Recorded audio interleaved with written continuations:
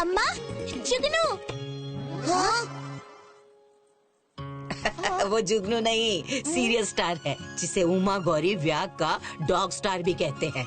अम्मा, आपको स्टार्स के बारे में भी पता है? मेरी अम्मा को सब कुछ पता है ना अम्मा?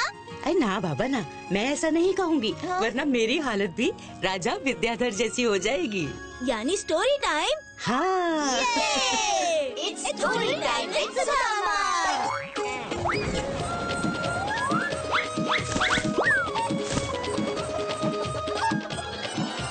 किंगडम ऑफ फूल्स।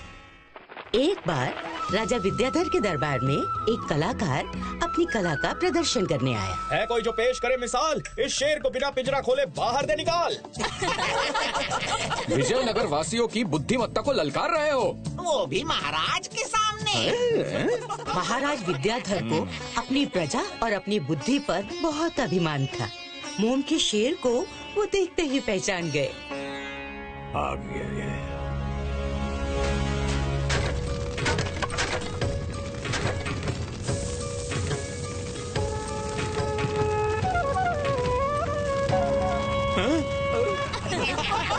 हमारे मोम का शेर पिंजरे के बाहर है कलाकार। ये विजयनगर है, यहाँ तुम अपनी चालाकी से किसी को मूर्ख नहीं बना सकते। अब जनता तय करेगी कि हम तुम्हारे साथ क्या करें। क्यों कलाकार, मिल गया जवाब? जवाब नहीं, इसको तो सजा मिलनी चाहिए। सजा। हाँ, सजा मिलनी चाहिए।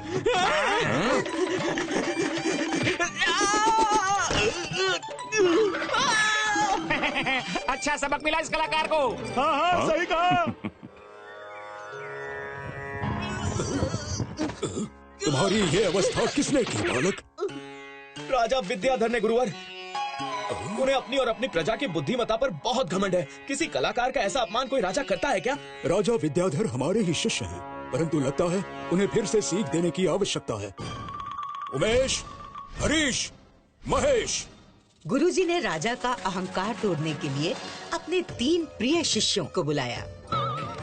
जो आज्ञा गुरुवर, ऐसा ही होगा। वो तीनों भेष बदलकर अपने गुरु की आज्ञा का पालन करने चल पड़े और हरीश पहुंचा पान वाले की दुकान पर। श्रीमान, ये पत्ते कैसे दिए? 10 सिक्कों के 200 बिल्कुल ताजे हैं। बोलो कितने दूं? ये 10 सिक्के रखो और मुझे अभी सिर्फ 25 पत्ते दो। बाकी 175 पत्ते जब मेरा लड़का चिट्ठी लेकर आएगा उसे दे देना। बढ़िया बढ़िया शॉल ले लो। बोलिए श्रीमान, कौन सी वाली दूं आपको? मुझे तो ये वाली शॉल चाहिए। दुकान की सबसे अच्छी शॉल पसंद की है आपने श्रीमान। पार की है आप, सिर्फ 200 की है। ये 25 सिक्के लीजिए, बाकी के 175 उस पान वाले के पास रखे हैं। आप वहाँ किसी को भी भेजकर मंगवा सकते हैं। मेरी चिट्ठी उसे दीजिएगा, वो आपको दे देगा।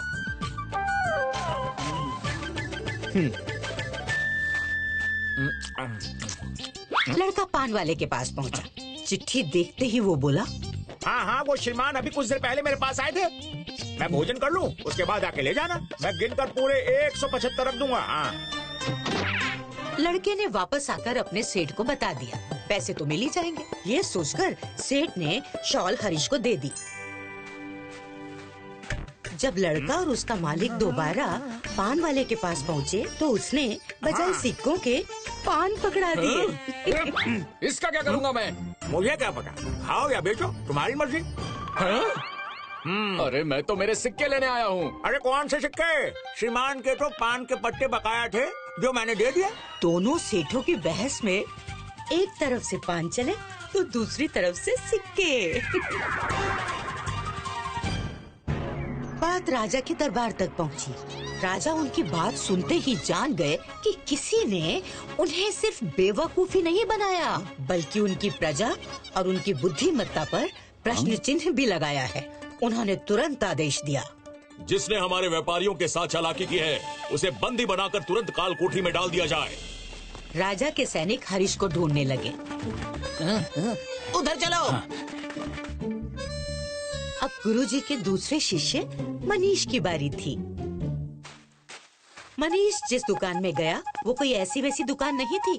राजा के कारीगर की दुकान थी, जहाँ उसकी बनाई एक से एक लोहे और लकड़ी की चीजें थी।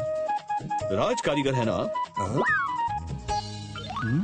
मनीष को बड़ा रईस समझकर दुकान वाला उसके पास आया। आइए श्रीमान, आप जैसे लोगों के लिए ही मैंने एक अद्भुत यंत्र बनाया है। कोई चोर अगर हाथ लग जाए तो इसे पहनकर आप बंदी गृह तक ले जा सकते हैं उसे। चोर भाग नहीं पाएगा। ठिठोली करने के लिए मैं ही मिला हूँ। अरे जो चोर जंजीर तोड़ के भाग जाता है वो इस लकड़ी से रुकेगा क्या? हाँ? मैं राज कारीगर हूँ श्रीमान, इसकी मजबूती साबित कर सकता हूँ। लगाइए ताला श्रीमान जी और देखिए इसकी मजबूती। मनीष को जैसे इसी मौके का इंतजार था। उसने राज कारीगर के कहने पर ताला लगा दिया और उसकी हालत पर हंसता हुआ चाबी अपने साथ ले गया। जैसे ही ये खबर राजा को लगी, वो गुस्से से आग बबूला हो गया। बस बहुत हुआ। कोई हमारे लोगों को बेवकूफ बनाकर हमारे साथ उपहास कर रहा है। हम स्वयं उसे बंदी बनाएंगे। हाँ। राजा भेष बदलकर निकल पड़ा और उसने देखा नगर के दरवाजे पर सुनसान जगह पर एक आदमी आम का टोकरा लेकर बैठा है। वो कोई और नहीं, गुरुजी का तीसरा शिष्य उमेश था। अरे इसने अपनी दुकान नगर के द्वार पर क्यों लगाई है? कहीं मेरे लोगों को मूर्ख बनाने वाला यही तो नहीं है? भाई आम कैसे दिए? मैं यहाँ आम बेचने नहीं बैठा हूँ। तो नए आए हो क्या? तुम्हें पता नहीं, आजकल राज्य में एक गिरोह घूम रहा है जो लोगों को बेवकूफ बनाता है। हमारे राजा भी उनसे परेशान है। हाँ वो तो है। उस गिरोह का सरदार इसी मार्ग से जाने वाला है। मैं उसे पकड़कर राजा के हवाले कर दूंगा। तुम जानते हो सरदार को? अरे और नहीं तो क्या, बहुत लंबा, तगड़ा और ऊंचा है वो। देखोगे तो हालत पतली हो जाएगी। चलो चलो अपना रास्ता लो। अरे भाई मैं भी उसे ही देखना चाहता हूँ। यही कहीं छिप जाता हूँ।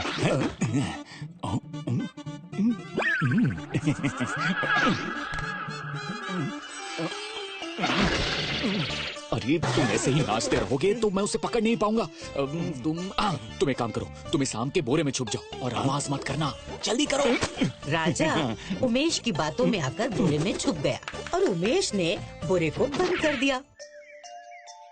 बेचारा राजा थोड़ी देर तक तो चुप रहा, लेकिन जब बहुत देर हो गई तब उसने आवाज लगाई। अरे खोलो, कोई है? खोलो इसे। लेकिन वहाँ कोई सुनने वाला तो था नहीं, सिवाय बैल के।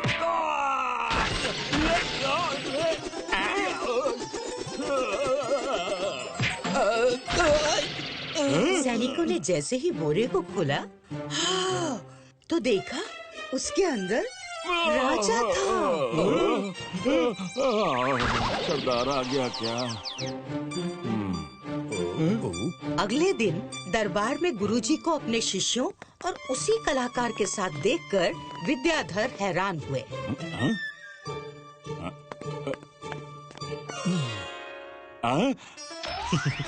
गुरुवर, ये तो वही है जिसने तुम्हें बोरी में बंद किया था। हाँ, ये मेरे शिष्य हैं जिन्होंने तुम्हें और तुम्हारे तीनों व्यापारियों को बेवकूफ बनाया था।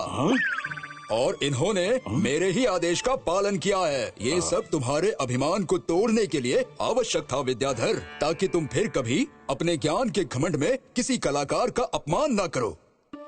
मैं समझ गया, मुझे क्षमा करें गुरुवर। विद्याधर को सीख मिली। उसने कलाकार और शिष्यों को उपहार देकर विदा किया।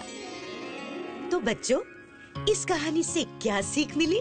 हाँ? यही कि चीरू भी राजा विद्याधर की तरह है। मतलब कि तुम्हें भी तो यही लगता है कि तुम्हें सब आता है।